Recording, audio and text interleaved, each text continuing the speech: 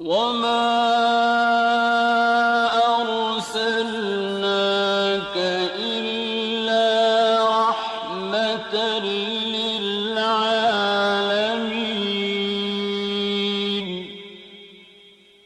نبی کریم صلی اللہ علیہ وسلم بنی نوع انسان کے لیے اللہ کے آخری نبی ہیں، اور آپ پر نازل ہونے والی کتاب قرآن مجید اللہ تعالیٰ کی آخری کتاب ہے، لہذا نبی کریم صلی اللہ علیہ وسلم کی پاکیزہ زندگی امت مسلمہ کے لیے تا قیامت واجب الاتباع، رشد و ہدایت کا ابدی سرچشمہ اور ذریعہ نجات ہے۔ لقد كان لكم في رسول الله أسوة حسنة۔ یقیناً رسول اللہ کی زندگی تمہارے لیے بہترین نمونہ ہے، لہذا رحمت للعالمین کی سیرت مطہرہ کا مطالعہ ہر مسلمان کی زندگی کا لازمی حصہ قرار پایا۔ مسلمان مردوں، عورتوں اور بچوں کی اسی ضرورت کے پیش نظر نبی رحمت صلی اللہ علیہ وسلم کی سیرت طیبہ پر سیٹ تیار کیا ہے، جس کی تیاری میں قرآن مجید، صحیح احادیث اور مستند سیرت کی کتابوں سے استفادہ کیا گیا ہے۔ اس سیٹ میں سیرت النبی صلی اللہ علیہ وسلم کو مفصل طور پر بیان کیا گیا ہے۔ نبی صلی اللہ علیہ وسلم کی زندگی کے تمام پہلو اور واقعات ترتیب وار انتہائی دلچسپ انداز، خوبصورت آواز اور آسان الفاظ میں بیان کیے گئے ہیں۔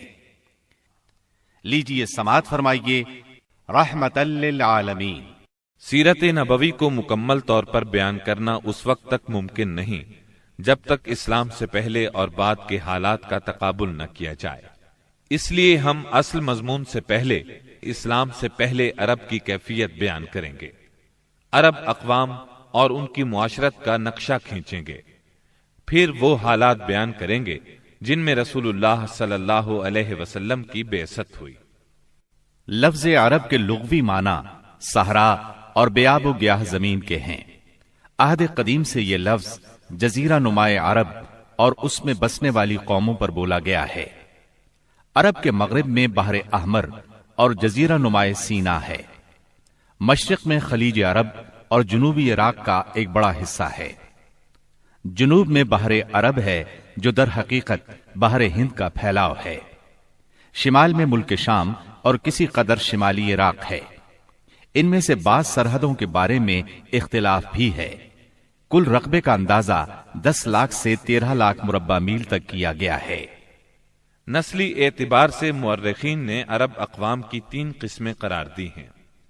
نمبر 1، عرب بائدہ، یعنی وہ قدیم عرب قبائل اور قومیں جو بالکل ناپید ہو گئیں اور ان کے متعلق ضروری معلومات بھی دستیاب نہیں، مثلاً عاد، سمود، تسم، جدیس، عمالقہ وغیرہ۔ نمبر 2، عرب عاربہ، یعنی وہ عرب قبائل جو یعرب بن یشجب بن قحطان کی نسل سے ہیں، انہیں قحطانی عرب کہا جاتا ہے۔ نمبر 3، عرب مستعربہ، یعنی وہ قبائل جو سیدنا اسماعیل علیہ السلام کی نسل سے ہیں، انہیں عدنانی عرب کہا جاتا ہے۔ عرب عاربہ یعنی قحطانی عرب کا اصل گہوارہ ملک یمن تھا۔ یہیں ان کے خاندان اور قبیلے مختلف شاخوں میں پھوٹے، پھیلے اور بڑھے۔ ان میں سے 2 قبیلوں نے بہت شہرت حاصل کی، ایک ہمیر جس کی مشہور شاخیں زید الجمہور، قزاع اور سکاسک ہیں، دوسرا کہلان جس کی مشہور شاخیں ہمدان، انمار، مزہج، تے، کندہ، لخم، جزام، ازد، اوس، خزرج اور اولاد جفنا ہیں، جنہوں نے آگے چل کر ملک شام میں بادشاہت قائم کی اور آل غسان کے نام سے مشہور ہوئے۔ عرب مستعربہ کے جد اعلیٰ سیدنا ابراہیم علیہ السلام اصلاً عراق کے ایک شہر اور کے باشندے تھے۔ یہ شہر دریائے فرات کے مغربی ساحل پر کوفے کے قریب واقع تھا۔ اس کی کھدائی کے دوران میں جو کتبے برآمد ہوئے ان سے اس شہر کے متعلق بہت سی تفصیلات منظر عام پر آئی ہیں، اور سیدنا ابراہیم علیہ السلام کے خاندان کی بعض تفصیلات معلوم ہوئی ہیں، نیز ملک کے دینی اور اجتماعی حالات بھی سامنے آئے ہیں۔ سیدنا ابراہیم علیہ السلام یہاں سے ہجرت کر کے شہر حران تشریف لے گئے تھے، اور پھر وہاں سے فلسطین جا کر اس کو اپنی دعوتی سرگرمیوں کا مرکز بنا لیا، اور دعوت و تبلیغ کے لیے یہیں سے اندرون و بیرون ملک آتے جاتے رہتے تھے۔ ایک بار آپ مصر تشریف لے گئے۔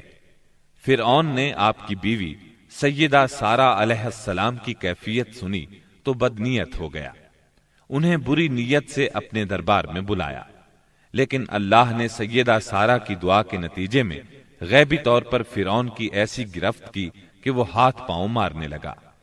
اس کی نیت بد اس کے منہ پر مار دی گئی، اور وہ اس حادثے کی نوعیت سے سمجھ گیا کہ سیدہ سارہ اللہ کی نہایت خاص اور مقرب بندی ہیں۔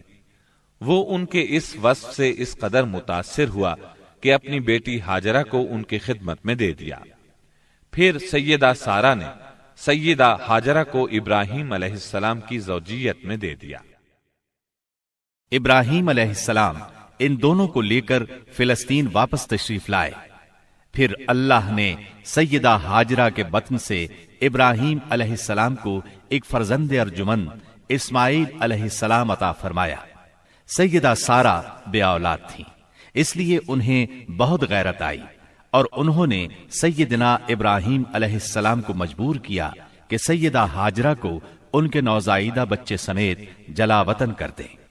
حالات نے ایسا رخ اختیار کیا کہ انہیں سیدہ سارہ کی بات ماننا پڑی، اور وہ سیدہ ہاجرہ اور اسماعیل علیہ السلام کو لے کر حجاز تشریف لے گئے۔ وہاں انہیں ایک بے آب و گیاہ وادی میں اتار دیا۔ اسی جگہ آج بیت اللہ ہے، اس وقت نہیں تھا، صرف ٹیلوں کی طرح ابھری ہوئی زمین تھی۔ سیلاب آتا تو دائیں بائیں سے کترا کر نکل جاتا تھا۔ وہیں مسجد حرام کے بالائی حصے میں زمزم کے پاس ایک بہت بڑا درخت تھا۔ آپ نے ان دونوں کو اسی درخت کے پاس چھوڑا تھا۔ اس وقت مکے میں پانی تھا نہ انسان، اس لیے سیدنا ابراہیم علیہ السلام نے ایک توشہ دان میں کھجوریں اور ایک مشکیزے میں پانی رکھ دیا۔ اس کے بعد فلسطین واپس چلے گئے۔ ادھر چند ہی دن میں کھجوریں اور پانی ختم ہو گیا۔ سخت مشکل پیش آئی، مگر اس مشکل وقت میں اللہ کے فضل سے زمزم کا چشمہ پھوٹ پڑا اور ان کے لیے خوراک کا سامان بن گیا۔ اسماعیل علیہ السلام جب جوان ہوئے تو جرہم قبیلے سے عربی سیکھ لی۔ یہ قبیلہ وہاں پانی دیکھ کر آباد ہو گیا تھا۔ اس قبیلے کے لوگ انہیں پسند کرنے لگے تو ان لوگوں نے اپنے خاندان کی ایک خاتون سے ان کی شادی کر دی۔ اسی دوران میں سیدہ ہاجرہ کا انتقال ہو گیا۔ ادھر سیدنا ابراہیم علیہ السلام کو خیال آیا کہ اپنا ترکہ دیکھنا چاہیے، چنانچہ وہ مکہ معظمہ تشریف لے گئے، لیکن سیدنا اسماعیل علیہ السلام سے ملاقات نہ ہوئی۔ بہو سے حالات دریافت کیے، اس نے تنگ دستی کی شکایت کی۔ آپ نے وصیت کی کہ اسماعیل آئیں تو کہنا اپنے دروازے کی چوکھٹ بدل دیں۔ سیدنا اسماعیل علیہ السلام اس وصیت کا مطلب سمجھ گئے۔ انہوں نے بیوی کو طلاق دے دی اور ایک دوسری عورت سے شادی کر لی جو جرہم کے سردار مزاز بن عمرو کی صاحبزادی تھی۔ ان کی دوسری شادی کے بعد ایک بار پھر سیدنا ابراہیم علیہ السلام مکے تشریف لے گئے، مگر اس مرتبہ بھی سیدنا اسماعیل علیہ السلام سے ملاقات نہ ہو سکی۔ بہو سے حال پوچھا تو اس نے اللہ کی حمد و ثنا بیان کی۔ آپ نے وصیت کی کہ اسماعیل اپنے دروازے کی چوکھٹ برقرار رکھیں، اور فلسطین واپس ہو گئے۔ اللہ تعالی نے مزاز کی بیٹی سے اسماعیل علیہ السلام کو 12 بیٹے عطا فرمائے۔ ان 12 بیٹوں سے 12 قبیلے وجود میں آئے اور سب نے مکے ہی میں رہائش اختیار کی۔ ان کے حالات زمانے کی گرد میں دب کر رہ گئے، صرف نابت اور قیدار کی اولاد گمنامی سے محفوظ رہی۔ قیدار بن اسماعیل علیہ السلام کی نسل مکہ معظمہ ہی میں پھیلتی پھولتی رہی، یہاں تک کہ عدنان اور پھر ان کے بیٹے معد کا زمانہ آ گیا۔ عدنانی عرب کا سلسلہ نسب صحیح طور پر یہیں تک محفوظ ہے۔ عدنان نبی صلی اللہ علیہ وسلم کے سلسلہ نسب میں 21ویں پشت میں آتے ہیں۔ بہرحال معد کے بیٹے نزار سے کئی خاندان وجود میں آئے۔ دراصل نزار کے 4 بیٹے تھے اور ہر بیٹا ایک بڑے قبیلے کی بنیاد ثابت ہوا۔ چاروں کے نام یہ ہیں: ایاد، انمار، ربیہ اور مزر۔ ان میں سے آخری 2 قبیلوں کی شاخیں اور شاخوں کی شاخیں بہت زیادہ ہوئیں۔ چنانچہ ربیہ سے اسد بن ربیہ، انزا، عبد القیس، وائل، بکر، تغلب اور بنو حنیفہ وغیرہ وجود میں آئے۔ مزر کی اولاد 2 بڑے قبیلوں میں تقسیم ہوئی۔ نمبر 1 قیس اعلان بن مزر، نمبر 2 الیاس بن مزر۔ قیس اعلان سے بنو سلیم، بنو حوازن، بنو غطفان، غطفان سے ابس، زبیان، اشجع اور غنی بن عاصر کے قبائل وجود میں آئے۔ الیاس بن مزر سے تمیم بن مرہ، حزیل بن مدرکہ، بنو اسد بن خزیمہ اور کنانہ بن خزیمہ کے قبائل وجود میں آئے۔ پھر کنانہ سے قریش کا قبیلہ وجود میں آیا۔ یہ قبیلہ فہر بن مالک بن نضر بن کنانہ کی اولاد ہے۔ پھر قریش بھی مختلف شاخوں میں تقسیم ہوئے۔ مشہور قریشی شاخوں کے نام یہ ہیں: جمح، سہم، عدی، مخزوم، تیم، زہرہ اور قصی بن کلاب کے خاندان یعنی عبد الدار، اسد بن عبد العزا اور عبد مناف۔ یہ تینوں قصی کے بیٹے تھے۔ ان میں سے عبد مناف کے 4 بیٹے ہوئے جن سے 4 ذیلی قبیلے وجود میں آئے، یعنی عبد الشمس، نوفل، مطلب اور ہاشم۔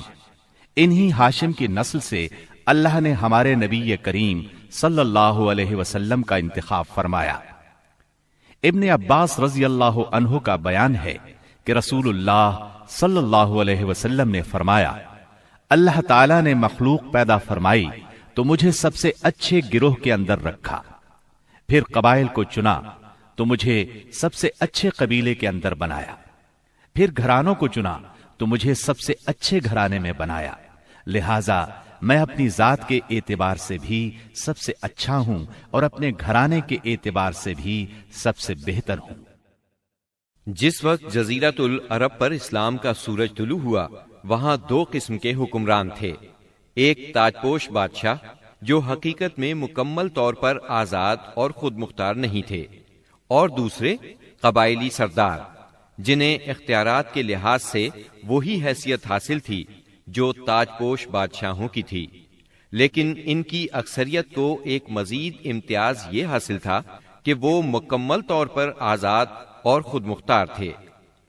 اس وقت تاج پوش حکمران یہ تھے: شاہان یمن، شاہان آل غسان یعنی شام، اور شاہان ہیرا یعنی عراق۔ باقی عرب حکمران تاج پوش نہ تھے۔ عرب عاربہ میں سے قدیم ترین قوم سبا تھی۔ اور یعنی عراق سے جو کتبات برآمد ہوئے ان میں 2500 سال قبل مسیح کی اس قوم کا ذکر ملتا ہے، لیکن اس کے عروج کا زمانہ 11 صدی قبل مسیح سے شروع ہوتا ہے۔ اس کی تاریخ کے اہم ادوار یہ ہیں: 650 قبل مسیح سے پہلے کا دور۔ اس دور میں سبا کے بادشاہوں کا لقب مکرب سبا تھا۔ ان کا پایہ تخت سرواہ تھا، جس کے کھنڈرات آج بھی معارب کے مغرب میں 1 دن کے فاصلے پر پائے جاتے ہیں۔ یہ کھنڈرات خریبہ کے نام سے مشہور ہیں۔ اسی دور میں معارب کے مشہور بند کی بنیاد رکھی گئی، جسے یمن کی تاریخ میں بہت اہمیت حاصل ہے۔ 650 قبل مسیح سے 115 قبل مسیح تک کا دور۔ اس دور میں سبا کے بادشاہوں نے مکرب کا لفظ چھوڑ کر ملک یعنی بادشاہ کا لقب اختیار کر لیا اور سرواہ کی بجائے معارب کو اپنا دارالسلطنت بنایا۔ اس شہر کے کھنڈرات آج بھی صنعاء سے 60 میل مشرق میں پائے جاتے ہیں۔ 115 قبل مسیح سے 300 عیسوی تک کا دور۔ اس دور میں سبا کی مملکت پر قبیلہ ہمیر کو غلبہ حاصل رہا اور اس نے معارف کی بجائے ریدان کو اپنا پائے تخت بنایا۔ پھر ریدان کا نام ظفار پڑ گیا، جس کے کھنڈرات آج بھی شہر یریم کے قریب ایک دائرہ نما پہاڑی پر پائے جاتے ہیں۔ اسی دور میں قوم سبا کا زوال شروع ہوا۔ 300 عیسوی کے بعد سے آغاز اسلام تک کا دور، اس دور میں یمن کے اندر مسلسل اضطراب اور انتشار برپا رہا۔ انقلابات آئے، خانہ جنگیاں ہوئیں اور بیرونی قوموں کو مداخلت کے مواقع ہاتھ آئے، یہاں تک کہ ایک وقت ایسا بھی آیا کہ یمن کی آزادی سلب ہو گئی۔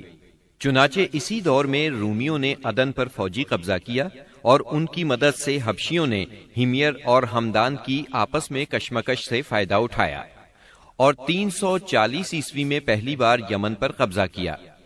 یہ قبضہ 378 عیسوی تک برقرار رہا۔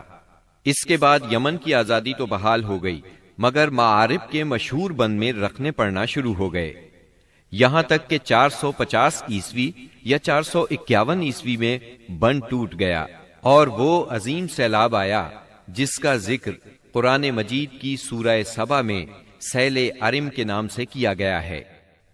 پھر 523 عیسوی میں ایک اور سنگین حادثہ پیش آیا، وہ یہ کہ یمن کے یہودی بادشاہ زون واس نے نجران کے عیسائیوں پر ایک ہیبت ناک حملہ کیا، انہیں عیسائی مذہب چھوڑنے پر مجبور کرنے کی کوشش کی۔ جب وہ اس پر آمادہ نہ ہوئے تو زون واس نے خندقیں کھدوا کر انہیں بھڑکتی ہوئی آگ میں جھونک دیا۔ قرآن مجید کی سورہ بروج میں اسی لرزہ خیز واقعے کی طرف اشارہ موجود ہے۔ اس واقعے کا نتیجہ یہ ہوا کہ عیسائیت انتقام لینے پر تل گئی۔ وہ پہلے ہی رومی بادشاہوں کی قیادت میں بلا وجہ عرب کی فتوحات کے لیے تیاری کر چکے تھے، اپنے علاقوں کو وسیع کرنا چاہتے تھے۔ انہوں نے حبشیوں کو یمن پر حملے کی ترغیب دی، انہیں باہری بیڑا مہیا کیا۔ حبشیوں نے رومیوں کی شہ پا کر 525 عیسوی میں اریات کی قیادت میں 70,000 فوج سے یمن پر دوبارہ قبضہ کر لیا۔ قبضے کے بعد اریات نے شاہ حبش کے گورنر کی حیثیت سے یمن پر حکمرانی کی، لیکن پھر اس کی فوج کے ایک ماتحت کمانڈر ابرہا نے اسے قتل کر کے خود اقتدار پر قبضہ جما لیا اور شاہ حبش کو بھی راضی کر لیا کہ وہ اس کے قبضے کو تسلیم کر لے۔ یہ وہی ابرہا ہے جس نے بعد میں خانہ کعبہ کو ڈھانے کی کوشش کی اور ایک لشکر جرار کے علاوہ چند ہاتھیوں کو بھی فوج کشی کے لیے ساتھ لایا، جس کی وجہ سے یہ لشکر اصحاب الفیل کے نام سے مشہور ہوا۔ عراق اور اس کے نواحی علاقوں پر سائرس اعظم کے زمانے ہی سے اہل فارس کی حکمرانی چلی آ رہی تھی۔ اسے کوروش کبیر، خورس یا سائرس ذوالقرنین بھی کہا جاتا ہے۔